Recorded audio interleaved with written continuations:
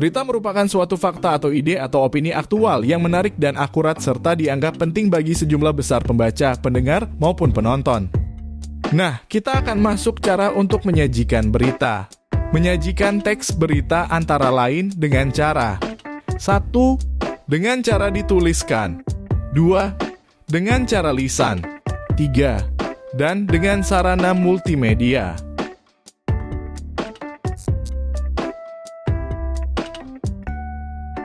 Penyajian berita secara tertulis. Yang pertama, mengumpulkan fakta dan data peristiwa yang bernilai berita faktual, aktual, penting, menarik, dan memenuhi rumus 5W1H.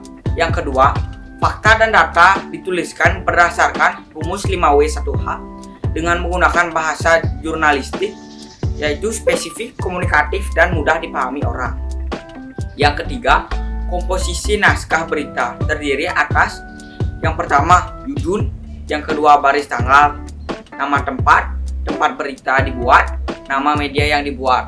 Yang ketiga teras berita, yang keempat tubuh berita, yang kelima ekor atau kaki berita. Yang keempat menyunting naskah berita, koreksi kembali sesuai data dan informasi yang diperoleh. Sunting pula pemakaian ejaan secara tepat. Yang pertama ada straight news, yaitu penulisan berita yang memiliki ciri-ciri menggunakan gaya bahasa lugas dan menaati 5W1H. Pada umumnya, jenis berita ini banyak terdapat di bagian halaman pertama surat kabar.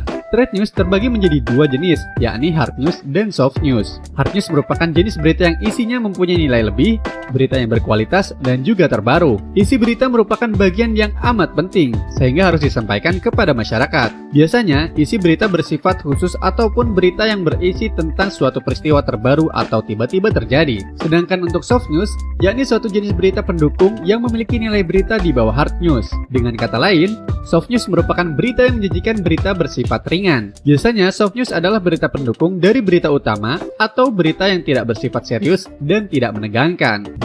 Lalu yang kedua ada future news, merupakan penulisan gabungan antara bahasa artikel dan bahasa sastra. Yang ketiga ada comprehensive news atau in-depth news, penulisan berita yang komplit, ilmiah, dan memakai referensi.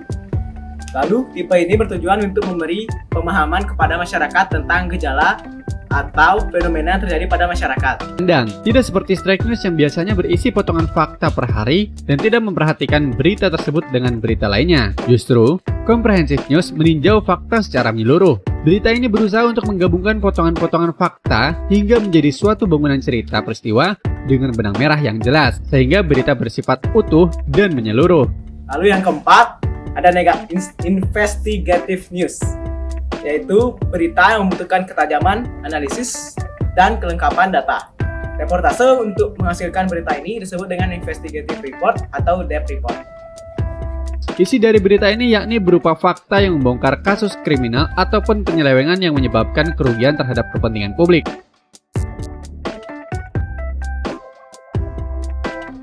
Penyajian berita secara lisan. Agar mampu membacakan berita dengan baik, perhatikan hal-hal berikut ini.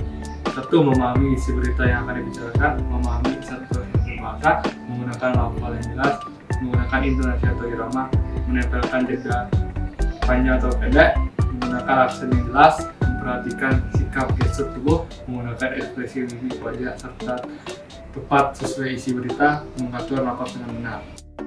Kamu dapat memberikan tanda pada teks berita, misalnya tanda berikut ini. Tanda garis miring yang artinya sama dengan tanda koma, yaitu berhenti sebentar atau jeda pendek. B. Tanda garis miring 2, yang artinya sama dengan tanda titik, yaitu berhenti agak lama atau jeda panjang. C. Tanda sama dengan artinya berlanjut pada baris berikutnya.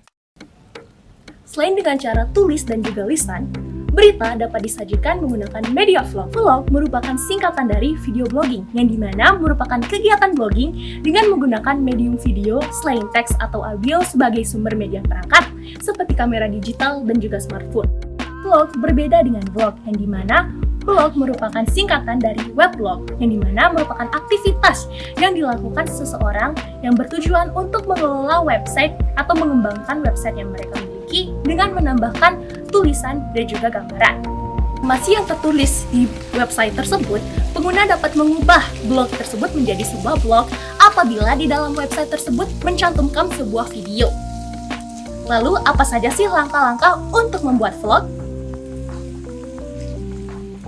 Yang pertama, kita harus menentukan platform, yang dimana kita akan mengupload video tersebut. Seperti contohnya ada TikTok, Instagram, YouTube, dan masih banyak lagi.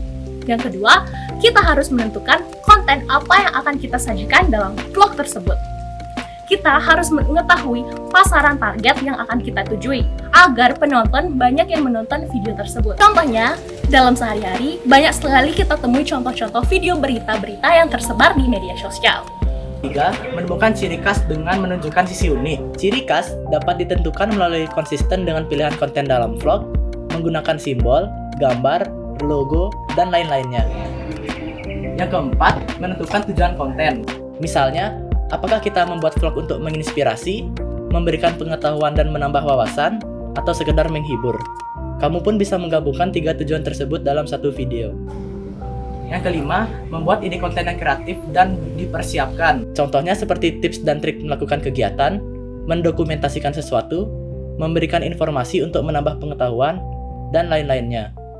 Yang keenam, menggunakan peralatan pendukung yang memadai untuk menghasilkan video berkualitas terbaik, seperti kamera, mikrofon, tripod, dan stabilizer.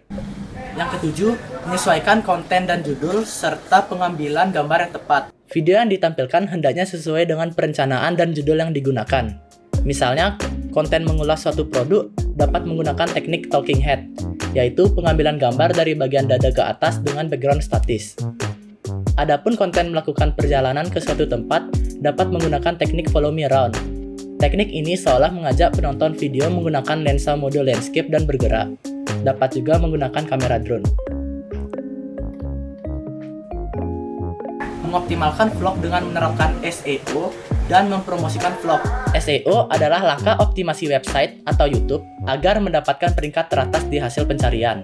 Misalnya, dengan memasukkan beberapa hal seperti topik konten, tren, hashtag, thumbnail, dan lain-lainnya.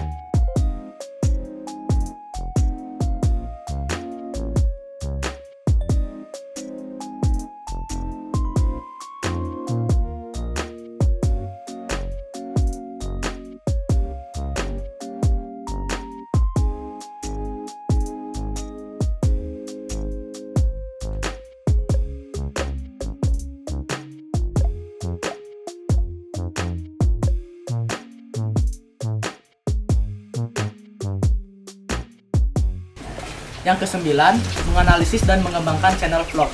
Adapun cara lain seperti menggunakan fitur community pada YouTube, menggunakan fitur end screen, kolaborasi dengan vlogger lain yang memiliki niche yang serupa, serta mengiklankan vlog. Sekian, terima kasih.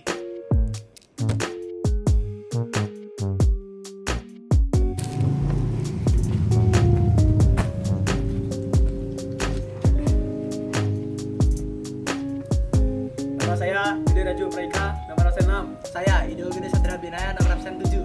Saya Made Esa Bagus Wena, bisa diundang Ayasa, nomor absen 4. Saya Hamzun Rayana Sina, nomor absen 25. Dan saya Dimade Febriati Pasma Putri, nomor absen 30. Sekian video pembelajaran kita hari ini. Mohon maaf jika ada kesalahan kata. Mohon maaf. Terima kasih.